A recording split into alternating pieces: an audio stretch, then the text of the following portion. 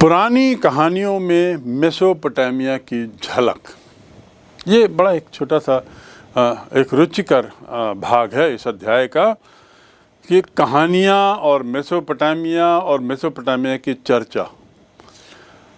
Mesopotamia इतना विकसित था और इतना प्रसिद्ध था, दुर्भाग्य से मेसोपोटामिया सभ्यता की खोज अब गत 100-150 वर्ष पूर्व ही हुई, लेकिन ऐसा देखा गया है कि मेसोपोटामिया क्षेत्र से संबंधित जानकारियों का जिक्र कुछ ही अन्य साहित्य में और उनकी कहानियों में मिलता है। आखिर ये कौन सी कहानियां हैं जिसका जिक्र किया जा रहा है? सबसे पहला है ईसाइयों का जो सबसे पवित्र ग्रंथ बाइबल। ईसाइयों का सबसे पवित्र ग्रंथ है, धार्मिक ग्रंथ बाइबल। बाइबल में ओल्ड टेस्टामेंट जो प्रथम भाग में, उसमें एक हिस्सा है बुक ऑफ जेनेसिस। मैं पुनः दोहरा दूं, बाइबल का प्रथम भाग ओल्ड टेस्टामेंट का एक भाग बुक ऑफ जेनेसिस। उस बुक ऑफ जेनेसिस में शिमार नाम के एक जगह की चर्चा है। ऐसा माना जाता है यह शिमार कुछ नहीं बल्कि सुमेर है। हमने सुमेरियन राज्य की चर्चा सुनी है, पढ़ी है, तो ये बिल्कुल साबित होता है कि शिमार कुछ नहीं बल्कि शायद सुमेर होगा। और इसमें सुमेर को ईंटों से बना हुआ शहर बताया गया है, यानी पत्थरों का उपयोग वैसे भी वहाँ नहीं था क्योंकि पत्थर नहीं थे, तो इसलिए ऐसा माना जाता है कि ये शिमार सुमेर ही है। और यूरोप के जो पादरी थे, जो ईसाई धर्म के धर्म प्रचारक, धर्म गुरु होते हैं, उनको पादरी कहा जाता है। यूरोप के पादरी और इसके साथ ही सिद्धांत, इन लोगों का कहना है कि मेसोपोटामिया जो है वो उनके पूर्वजों की पवित्र धरती है। तो इन्हें धार्मिक दृष्टि से ईसाई धर्म के जो धार्मिक मुखिया लोग हैं, उनका ये विचार है कि उनकी सबसे पवित्र भूमि उस क्षेत्र में जो है वह अपने पूर्वजों की जो ज़मीन है वह है मेसोपोटामिया, उसे बहुत पवित्र मानते थे। जब इस जगह में पुरातात्विक खोज प्रारंभ हुई और बढ़ी, तो ओल्ड टेस्टामेंट के जो शाब्दिक सत्य को बार बार ये सिद्ध करने की कोशिश की जा रही थी कि दोनों में एक रूपता है, यानी ओल्ड टेस्टामेंट में जो लिखा है और जो खुदाई के समय जो दिख रहा है, इनमें बड़ी समानता है। तो एक तरीके से एक प्रयास भी चल रहा था। कई बार ये प्रयास अनायास था, कई बार ये प्रयास अनर्थक था, कई बार ये प्रयास गलत था, लेकिन फिर भी ऐसी संभावना है कि मेसोपोटामिया ही वह जगह है, सुमेर वही जगह है जिसका नाम शिमार के रूप में जिक्र किया गया है बुक ऑफ जेनेसिस में। और वहाँ के कुछ कैरेक्टर, वहाँ के कुछ पात्र, वहाँ की कुछ घटनाएं कुछ हद तक मेसोपोटामिया में हुई घटनाएं पात्रों से मेल खाती हैं। दूसरा, बाइबल में एक बहुत बड़ी घटना है जो आप सबको मालूम होगी, जल प्लावन।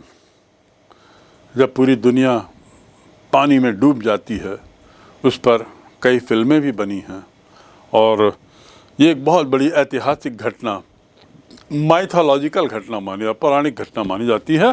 तो उस जल प्लावन की घटना का जिक्र है इस कहानी में। इसका उल्लेख मिलता है मेसोपोटामिया के जल प्लावन का, ऐसा माना जाता है। बाइबल के अनुसार जल प्लावन पृथ्वी में संपूर्ण जीवन को नष्ट करने वाला था। जो बाइबल में जिक्र है कि जल प्लावन जो है, प्लावन मतलब डूब जाना, जल में डूब जाना, तो जल प्लावन से पूरी दुनिया डूबने वाली थी और पूरा जीवन समाप्त होने वाला था। यानी there will be nobody who will be live. किसी में जीवन नहीं रहेगा, जीवन समाप्त हो जाएगा। किंतु ईश्वर ने जल प्लावन के पश्चात भी जीवन को पृथ्वी पर सुरक्षित बनाए रखने के लिए नोआ नाम के एक कैरेक्टर को तैयार किया। नोआ नामक एक मनुष्य का चयन किया। किस लिए? कि जल प्लावन के बाद भी जीवन बना रहे। उस जीवन को बनाए रखने में जिस पात्र की मदद या जिस पात्र को ईश्वर ने तैयार किया उसका नाम था नोआ। नोआ क्या करता है, कहानी के अनुसार, माइथोलॉजी के अनुसार, एक बहुत बड़ी नौका बनाता है, पहले से तैयार करता है, और उस नौका में जितने तरह के जीव जंतु हैं उन जीव जंतुओं का एक एक जोड़ा उस नाव में बैठा देता है। जब जल प्लावन होता है और इस बहुत बड़ी नाव बनाई और इसमें इन जीव जंतुओं का जोड़ा रखा, जब जल प्लावन होता है तो नाव में जितने जोड़े रखे गए थे विभिन्न जीव जंतुओं को के, उनको छोड़कर बाकी पूरा जीवन समाप्त हो जाता है। यही जल प्लावन कहलाता था और बाकी सब खत्म हो जाता है। ये जो घटना है ये वहाँ की मेसोपोटामिया के परंपरागत साहित्य में भी पाई गई है और इसलिए इस परंपरागत साहित्य में मिली हुई यह घटना का जिक्र बाइबल में भी है। तो ऐसा लगता है कि बाइबल में दी हुई घटना इसी क्षेत्र की ओर इशारा करती है जिसे हम मेसोपोटामिया कहते हैं। इस कहानी के जो मुख्य पात्र को जीव शूद्र कहा गया और जीव शूद्र को दूसरा नाम दिया गया उत्ता पिष्टिम। जीव शूद्र या उत्ता पिष्टिम, ये इस कहानी का मुख्य पात्र है। वो मुख्य पात्र और इसमें बाइबल में दी हुई घटनाओं में और घटनाक्रम में, चाहे वो जल प्लावन की घटना हो, चाहे वो शिमार नाम हो, इससे ऐसा लगता है कि दोनों में कुछ सामंजस्य है। तो पुरानी जो कहानियां हैं उसमें ये सब जो बातें आ रही हैं ये निश्चित रूप से कई इतिहासकारों का कहना है मेसोपोटामिया की झलक देती हैं। मेसोपोटामिया की परंपरा उनकी कथाओं से दिखती है और वहाँ की परंपरागत कथाओं के अनुसार उस्क के शासक एन मरकर ने ही मेसोपोटामिया में सबसे पहले लेखन और व्यापार शुरू किया था। तो वह कौन सा शासक था जिसने लेखन भी शुरू किया और व्यापार भी शुरू किया? तो उत्तर है एन मरकर, जो उस्क का शासक था। एक अन्य परंपरागत कथा के अनुसार उस्क के राजा एन मरकर ने अपने राज्य के एक सुंदर मंदिर को सुसज्जित करने के लिए बहुत ही सुंदर लाजवर्द और रत्न धातु लाने के लिए एक दूत को अरट्टा नामक राज्य के शासक के पास भेजा। मैं पुनः दोहरा दूं कि जो राजा था एन मरकर, जिसने लेखन और व्यापार की शुरुआत की मेसोपोटामियन काल में, उसने जो एक मंदिर बनवाया उसको सजाने के लिए, सुसज्जित करने के लिए, उसको बहुत अलग बनाने के लिए उसे कुछ चीजों की जरूरत पड़ी, जैसे बहुमूल्य लाजवर्द और बहुमूल्य रत्न धातुएं जो अरट्टा नाम के राज्य में उपलब्ध थी। तो एन मरकर ने अपने दूत को अरट्टा नाम के राज्य के शासक के पास भेजा। दुर्भाग्य कि ये दूत अपनी बात को अरट्टा राजा को नहीं समझा पाया, क्योंकि भाषा अलग थी। और नहीं समझा पाने का परिणाम क्या हुआ कि जिस पर्पस से गया था, जिस उद्देश्य से गया था, वो पूरा नहीं हो पाया। तब क्या हुआ? तब राजा एन मरकर ने अपने हाथ से चिकनी मिट्टी की पट्टिका बनवाई और उस पर शब्द लिख दिए। उसने यह पट्टिका अरट्टा के राजा को दी। ये शब्द कीलाकार थे। इससे पता चलता है कि एन मरकर ने मेसोपोटामिया में सर्वप्रथम लेखन और व्यापार की शुरुआत की थी। ये इन्हीं पट्टिकाओं के माध्यम से हमको जानकारी मिलती है कि सबसे पहली शुरुआत एन मरकर ने की। और किस तरीके से इसकी शुरुआत हुई ये मैंने आपको बताया कि किस प्रकार उसे कुछ चीजों की जरूरत थी अपने मंदिर को सजाने के लिए। जिस राजा के पास उसने अपने दूत को भेजा वह राजा इनकी भाषा नहीं जानता था। परिणाम स्वरूप ये दूत वापस आता है और एन मरकर, जो उसका राजा था, उसको बताता है दिक्कत। जिस ऐसा सुनने पर एन मरकर क्या बनाते हैं, पट्टिकाएं बनाते हैं, और उसने उन पट्टिकाओं पर कुछ लिखा, कुछ शब्द लिखे और उसे राजा को प्रदान किया। ये कीलाकार शब्द थे। यहीं के लोग मिट्टी की पट्टिकाओं पर लिखा करते थे और उनकी लिपि कीलाकार हुआ करती थी, और इससे कुछ सांकेतिक जानकारी सामने वाले को मिल जाती थी और एक तरीके से कार्य संपन्न हो जाता था। पुरानी कहानियों में मेसोपोटामिया की झलक को लेकर एक विवरण और, जल प्लावन का विवरण आपने सुना ही, उसी प्रकार एक और रोचक विवरण है और वह है, उसका संबंध है गिलगैमिश से।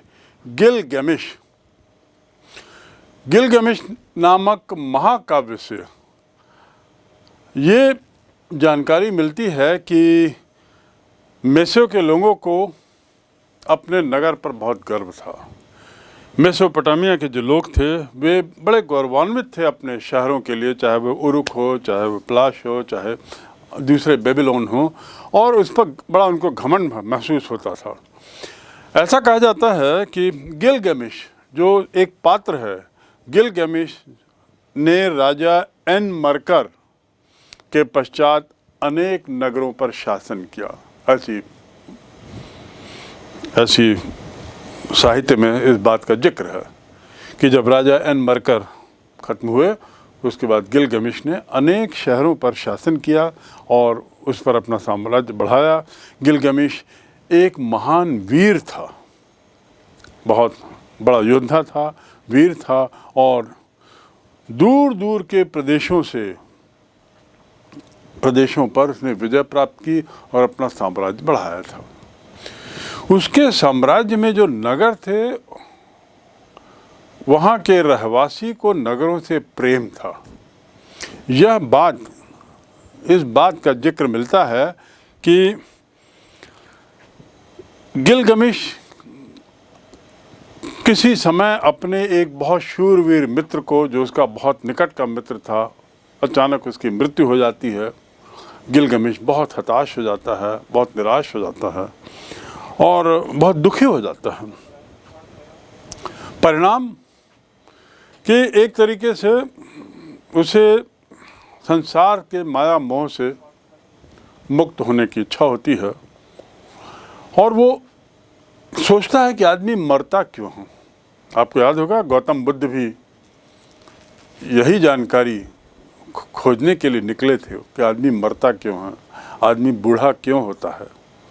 तो यही स्थिति कमोबेश गिलगैमिश की भी हुई और उसने निर्णय किया कि ये जो मेरा मित्र मरा है तो और अब समाप्त हो गया है, दुनिया से चला गया है, उससे मैं कभी नहीं मिल सकता, तो अमरत्व भी हो सकता है क्या? क्या अमर भी हो सकते हैं लोग? ऐसा क्यों संभव नहीं है?